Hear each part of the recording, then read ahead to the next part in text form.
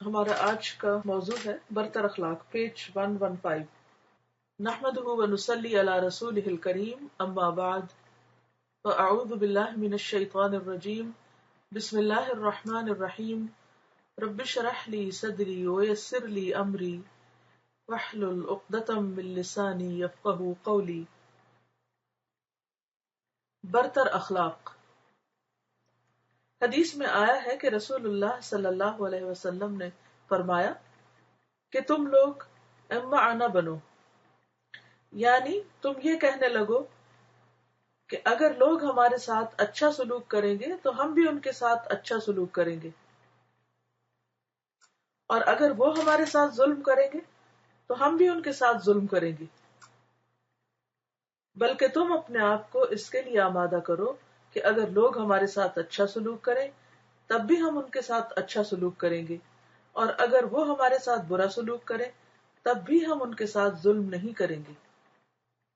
لا تکونوا امعة تقولون ان احسن الناس احسننا وان ظلموا ظلمنا ولكن وطنوا انفسكم ان احسن الناس ان تحسنوا وان اساءوا فلا تظلموا۔ الترمذی بحوالہ مشکاۃ المصابیح، جلد 3، حدیث نمبر 1418۔ ترمذی جو ہے یہ پرائمری سورسز میں سے، لیکن مشکات جو ہے یہ سیکنڈری سورسز میں سے۔ مشکات بہت سی اور کتابوں میں سے احادیث کو لے کر ایک مجموعہ بنایا گیا۔ یہ لکھتے ہیں کہ اسلامی اخلاق وہ ہے جو برتر اخلاق ہو۔ برتر کا کیا مطلب ہے؟ سپیریئر، اونچا، یعنی ہر حال میں اچھے اخلاق پر قائم رہنا۔ گویا دوسرے لفظوں میں اچھا اخلاق آپ کی پہچان بن جائے، خواہ دوسروں کی طرف سے برے اخلاق کا تجربہ پیش آ رہا ہو۔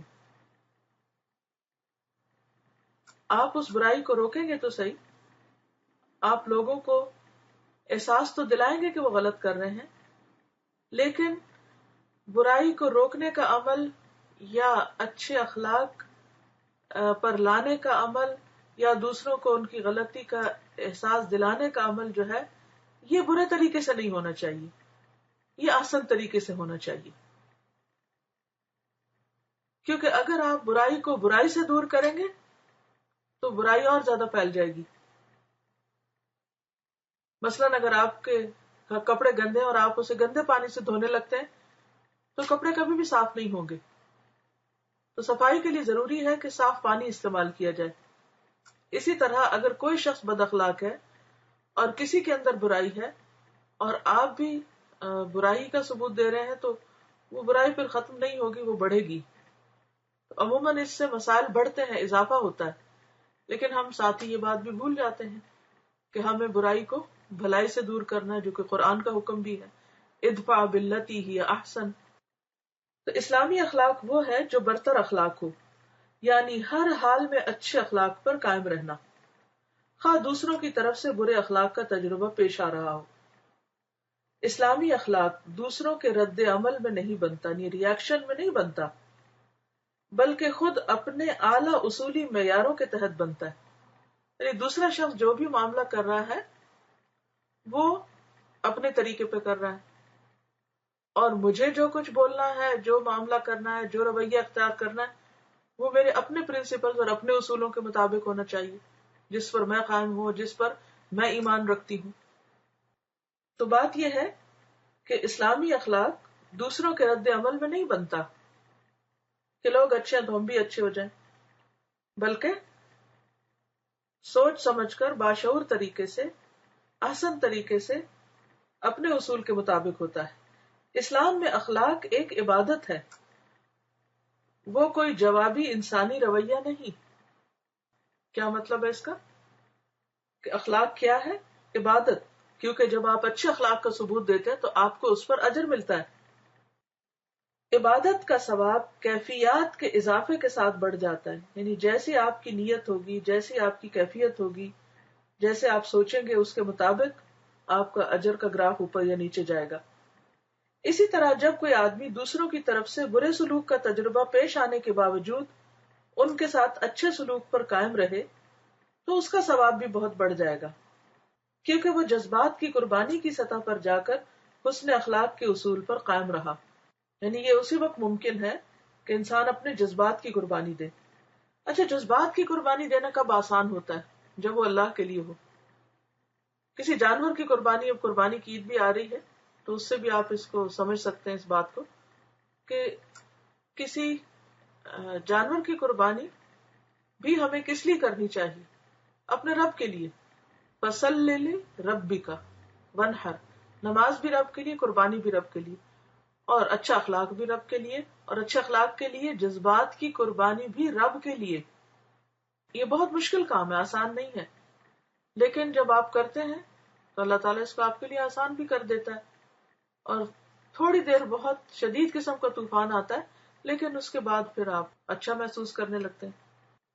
تو بات یہ ہے کہ ہمیں اپنے جذبات کی قربانی دینا بھی سیکھنا ہے، تبھی ہم اچھے اخلاق پر فائز ہو سکیں گے. معتدل حالات میں حسن اخلاق اگر سادہ طور پر تہذیبی برتاؤ یعنی مینرز کی حیثیت رکھتا ہے، تو غیر معتدل حالات میں یعنی جب بہت ہی سچویشن ٹینس ہو، حسن اخلاق اعلیٰ درجے کی عبادت بن جاتا ہے. معتدل حالات یعنی نارمل روٹین میں جو خوش اخلاقی برتی جاتی ہے وہ انسانی شخصیت کے ارتقاء میں کچھ مددگار نہیں ہوتی. ارتقاء کہتے ہیں ترقی کو، یعنی آپ کے اندر روحانی، ذہنی، اخلاقی ترقی نہیں ہوتی، پروگرس نہیں کرتے آپ جب تک کہ کیا نہ ہو، آپ جذبات کی قربانی نہ دینا جانے اور صرف اس وقت خوش اخلاق ہوں جب باقی لوگ خوش اخلاق ہیں. لیکن جب ایک آدمی غیر معتدل حالات میں دوسروں کے برے رویے سے غیر متاثر رہ کر حسن اخلاق پر قائم رہے تو اس کی یہ روش اس کی شخصیت کے ارتقاء کا ذریعہ بن جائے گی. پھر لازمی طور پر وہ شخص دوسروں کے مقابلے میں بلند ہوگا، اس کی عزت، اس کا رعب اور دبدبہ اور اس کی ہیبت دوسروں کے دلوں میں ہوگی. اس کا اجر اور آخرت میں اس کا درجہ دوسروں لوگوں کے مقابلے میں بلند ہوگا، کیونکہ اس نے اپنے آپ کو دوسروں کے رویے کا تابع نہیں کیا کہ لوگ اچھے ہیں تو میں بھی اچھا بن جاؤں، لوگ برے ہیں تو میں برا نہیں. لوگ اچھے ہیں تب بھی اچھے، لوگ برے ہیں تب بھی آپ ہی اچھے. لہٰذا آپ کا دامن صاف، آپ کا سر بلند، اور آپ کی عزت اور قدر جو ہے وہ لوگوں کے دلوں میں بھی اور اللہ کے ہاں بھی انشاءاللہ. تو بد اخلاقی کے جواب میں حسن اخلاق بلا شبہ سب سے بڑا اخلاق ہے. یہ جملہ آپ جو ہے نا آخر کا، یہ اپنے گھر میں کہیں لکھ کر لگا لیں تاکہ بھولے نہ، کہ یہ بڑا ہی مشکل کام ہے، لیکن اگر یاد رہا تو اس کے فائدے بھی آپ کو بہت ہوں گے انشاءاللہ. کیونکہ یہ ہوتا نہیں کہ انسان اللہ کے لیے کوئی چیز قربان کرے اور اللہ تعالیٰ اس کو دنیا میں بھی اس کا صلہ نہ دے. تو سب سے بڑا اخلاق کیا ہے جو بد اخلاقی کے جواب میں ہو؟ کیا؟ اچھا اخلاق. اللہ تعالیٰ سے دعا ہے کہ وہ ہمیں عمل کی توفیق عطا فرمائے. اب آپ کے ذہن میں اگر کوئی بات ہو تو آپ کر لیجئے. آپ نے دیکھا ہوگا کہ جو لوگ کامیاب ہو جاتے ہیں، سکسیسفل پیپل ہوتے ہیں، وہ کیا چیز ان کو سکسیسفل بناتی؟ کون وکٹری سٹینڈ پہ کھڑا ہوتا ہے؟ وہی جس نے دوسروں کے مقابلے میں زیادہ محنت کر کے، زیادہ ہارڈ ورک کر کے، اپنے آپ کو پش کر کے، تھکا کے وہ آگے نکل گیا ہو. ہر ایک کو تھوڑا وکٹری سٹینڈ پہ کھڑا کر دیا جاتا ہے. تو آپ عام لوگوں کے مقابلے میں بلند کب ہوں گے اللہ کے ہاں بندوں کی نگاہ میں؟ جب آپ اپنے آپ کو یعنی کہ مشقت سے گزاریں گے، پش کریں گے، محنت کریں گے، تکلیف اٹھائیں گے. ایک ایتھلیٹ کو اپنے ذہن میں لائیں جو کسی دوڑ میں سب سے آگے نکل گیا ہو. کیا اس نے دوسروں کے مقابلے میں زیادہ کوشش نہیں کی؟ اگر وہ سستی کا شکار ہو اور مارے بندے چلے اور بوجھے لے کے قدم اٹھائے، بس کوئی دھکیلے تو وہ دھکا کھائے اور آگے جا گرے، وہ تھوڑی کامیاب ہوتا ہے، وہ تھوڑی نمبر 1 ہوتا ہے.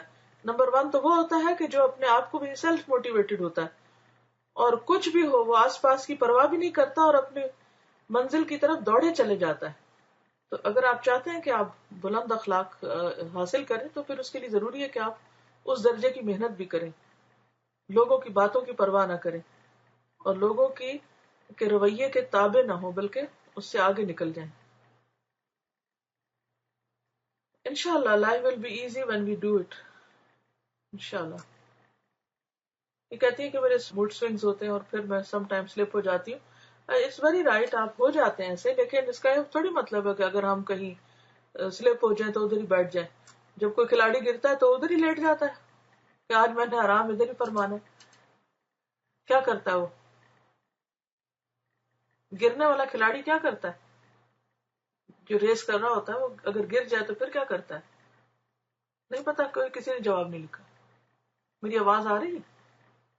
فوراً اٹھ جاتا ہے، شاباش، فوراً اٹھ جاتا ہے. Again start to run, very good. اٹھنے کی کوشش کرتا ہے، دوسرے لوگ بھی آ کے اس کو اٹھانے کی کوشش کرتے ہیں، اس کو شرمندگی بھی ہوتی ہے پھر بھی اٹھ جاتا ہے. اور وہ یہ تھوڑی کہتا کہ لوگ مجھ پہ ہنسیں گے، یہ گر گیا تھا تو اب میں نہ ہی اٹھوں تو اسکیپ کر لوں. نہیں، بعض اوقات ہم سے بہت سخت غلطیاں ہو جاتی ہیں اور پھر ہم دوبارہ اٹھ جاتے ہیں. چاہے لوگ ہمیں کہیں دیکھا تم نے تو یہ کیا تھا، ہاں کیا تھا، میری غلطی تھی، میں بھول گئی تھی، میں سلپ ہو گئی تھی. سلپس تو ہوگی، تو اس سے نہ گھبرائیں. How to keep self confidence high. Self confidence کیا چیز ہوتی ہے؟ اصل میں دین ہمارا تو توکل علی اللہ سکھاتا ہے، ہمیں اللہ پر بھروسہ کرنا ہے. اپنی ذات پہ بھروسہ کیا تو گر جائیں گے. وما ابرئ نفسی ان النفس لامارۃ بالسوء. ہمارا نفس تو ہمیں مصیبت میں ڈالتا ہی رہتا ہے، لیکن جب ہم اللہ پہ بھروسہ کرتے ہیں، اللہ سے دعا مانگتے ہیں، توفیق مانگتے ہیں، قوت مانگتے ہیں، تو اللہ تعالیٰ پھر عطا کر دیتا ہے ہم کو. I was listening a 13-year-old giving interview after marathon. He lost his shoe in mud, kept going, still won. یہی کرنا ہے ہم کو بھی. میراتھن میں جب لوگ بھاگ رہے ہوتے ہیں، کبھی ہم پاس سے گزرے تو سوچتے ہیں ان کو کیا چیز بھگا رہی ہے اور ہم کیوں نہیں بھاگتے. اگر دنیا کے چھوٹے چھوٹے انعام اور چھوٹے چھوٹے نام جو ہے وہ لوگوں کو اتنا بھگا دیتے ہیں، تو آخرت کے چاہنے والے کیوں نہیں بھاگتے؟ فاستبقوا الخیرات ففروا الی اللہ. تو انشاءاللہ اللہ کی مدد سے آپ بھی بھاگتے جائیں گے. چلیے آج کے لیے اتنا ہی کافی ہے. اپنے اندر کھلاڑیوں والی اسپرٹ پیدا کریں، اور کوئی کچھ بھی کرے آپ اپنا کام جاری رکھیں، اور اگر گر جائے تو بالکل شرمندہ نہ ہو، پھر کپڑے جھاڑ کے اٹھ بیٹھیں. کوئی ہنسے بھی آپ پر تو پرواہ نہ کریں. آپ اس کوشش میں لگے رہیں کہ آپ نے ایک دن وکٹری سٹینڈ پر کھڑے ہونا ہے، مقام صدق پر جانا ہے، اپنے رب سے ملاقات کرنا ہے. وَلِرَبِّكَ فَاصْبِرْ، اپنے رب کے لیے صبر کرنا ہے.